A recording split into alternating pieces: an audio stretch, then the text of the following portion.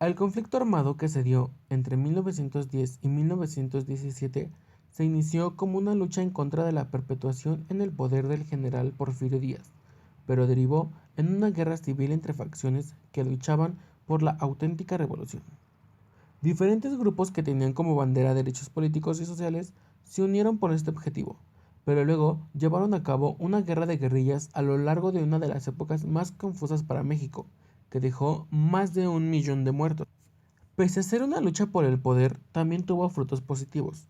Luego de que el presidente Porfirio Díaz resultara electo para un nuevo periodo presidencial de 1910 a 1914, el ex candidato y líder liberal Francisco Madero lanzó el Plan de San Luis, fechado el 5 de octubre de 1910 para derrocarlo.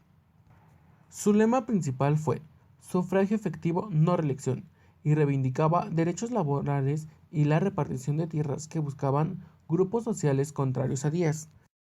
Esta lucha armada hizo surgir a otros líderes revolucionarios que acompañaron la causa de Francisco y Madero. Entre ellos están Emiliano Zapata en el sur del país, así como Doroteo Arango, mejor conocido como Pancho Villa, a Álvaro Obregón y a Pascual Orozco en el norte. La presión revolucionaria tuvo éxito y Porfirio Díaz firmó su renuncia a la presidencia el 25 de mayo de 1911, dando fin a 35 años de gobierno y abriendo paso a nuevas elecciones. Francisco I. Madero ganó la votación y asumió la presidencia de México en 6 de noviembre de 1911, en el que es considerada la primera elección democrática en 30 años. Pronto comenzaron las luchas entre los que fueron aliados al comienzo del levantamiento armado, pues cada bando se asumía como auténtico defensor de los ideales revolucionarios. Zapata lanzó el Plan de Ayala bajo la bandera de la lucha agraria, mientras que Orozco publicó el Plan de la Empacadora sobre demandas sociales. Ambos desconocieron la presidencia de Madero. El quebranto económico causado por la revolución no tuvo las dimensiones observadas en otras partes de la República, aunque la agricultura y la ganadería sufrieron pérdidas considerables, como sucedió también en el ámbito de las inversiones extranjeras. La industria textil, de dimensiones reducidas, había llegado a funcionar con éxito, sin embargo, desapareció en la década de los años 20, como desaparecieron algunas artesanías y se esfumó la producción local de jabón, zapatos, cigarros y cerillos. Hasta antes de 1930, los hacendados, los comerciantes y los empresarios continuaron manteniendo el control económico del Estado, aunque con frecuentes problemas, particularmente los hacendados, quienes recurrían a préstamos e hipotecas de manera frecuente. Por otra parte, era generalizada la escasez de fuerza de trabajo y común la inmigración de peones, provenientes principalmente de Jalisco y Michoacán. Agricultura y ganadería. Los cambios más notorios en el uso de la tierra tuvieron lugar en las regiones centrales del norte, donde las lagartijas y los opilotes volvieron a adueñarse de los potreros y la hierba invadió los campos de cultivo.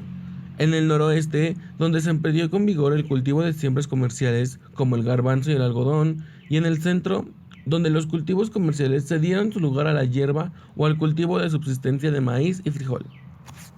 Durante 1915, las cosechas fueron pésimas en todo el país y se redujo a cerca de la mitad el volumen normal. Hubo grandes pérdidas en la exportación de azúcar y arroz, y los rebaños de ganado mayor como cabras y ovejas registraron una merma, pero los animales domésticos crecieron en número.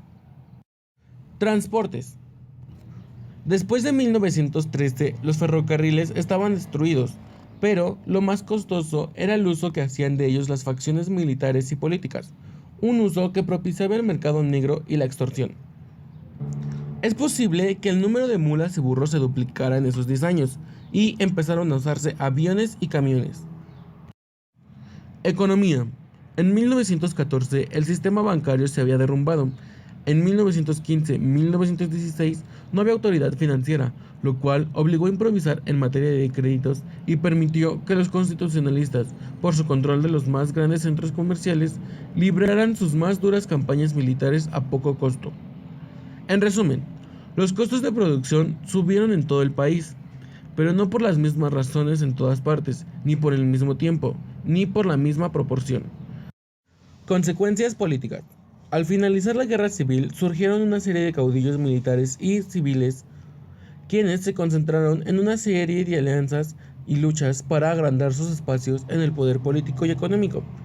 Bajo esta perspectiva surgió el Grupo Sonora, formado por Adolfo de la Huerta, 1920, Álvaro Obregón, 1920-1924, y Plutarco Elías Calles, 1924 a 1928 y de 1928 a 1935.